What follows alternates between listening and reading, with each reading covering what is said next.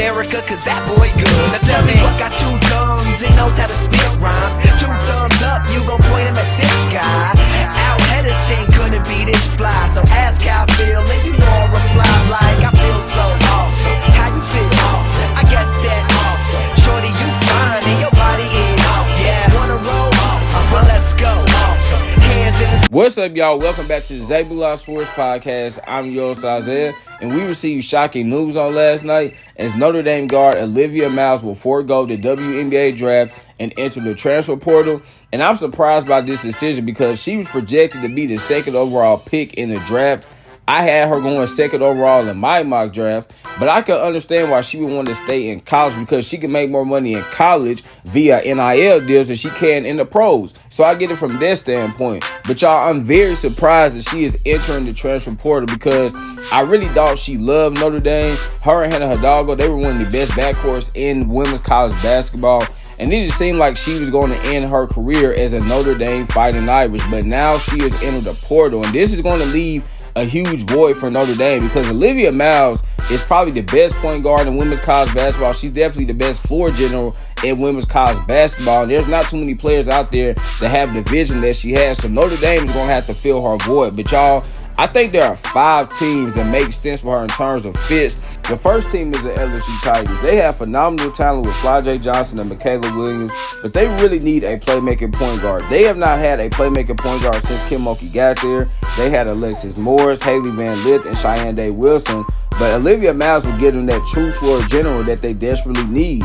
And she would make life so much easier for Flage and Michaela because she would allow them to play off the ball and she would be able to generate so many open looks for them. And let's be honest, y'all, at times this LSU offense can get stagnant because they don't have a true floor general out there. They don't have somebody that can orchestrate the offense for them. So if you add Olivia to this team with Flage Johnson and Michaela Williams, I think LSU will not only have one of the top offenses in women's college basketball, but they will be a true championship contender. So I really like her going to the LSU Tigers. The second team, y'all, is the Texas Longhorns. Rory Harmon is expected to declare for the draft. So if she declares for the draft, they're going to have a big need at the point guard spot.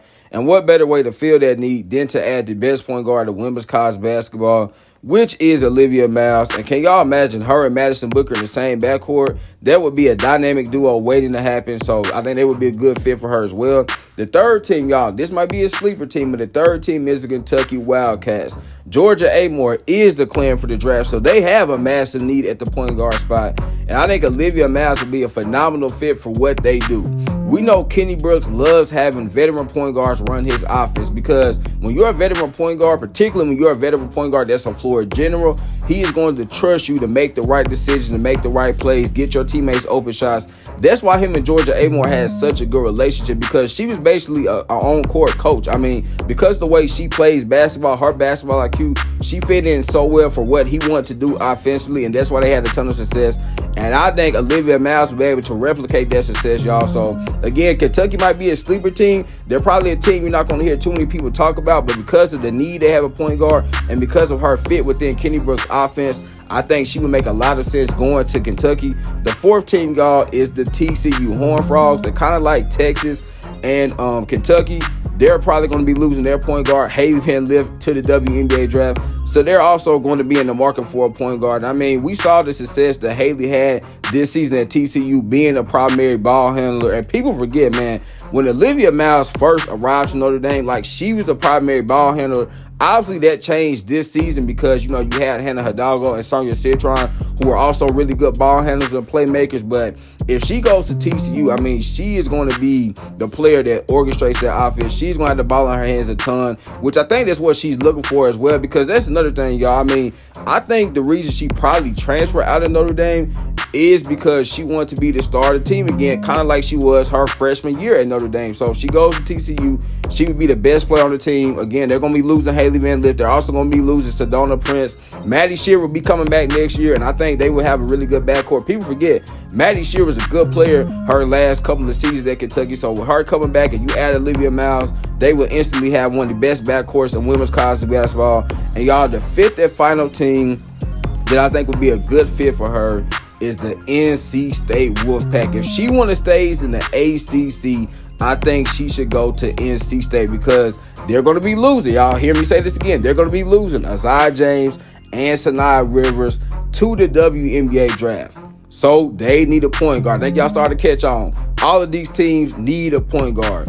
And I just think, I look at NC State, man, what they do offensively, y'all. Their point guards have so much success in their system because they allow their point guards to just play freely. And that's why Sanaa Rivers had so much success when she transferred there, because they just allow her to do her thing, go out there and be the player that she is. And I think they can allow Olivia Miles to come in, be the leader of the team, be the floor general for this team. So, yeah, I would love to see her go to NC State. So, again, y'all, the 5 teams in order: LSU, Texas, Kentucky, TCU, and NC State.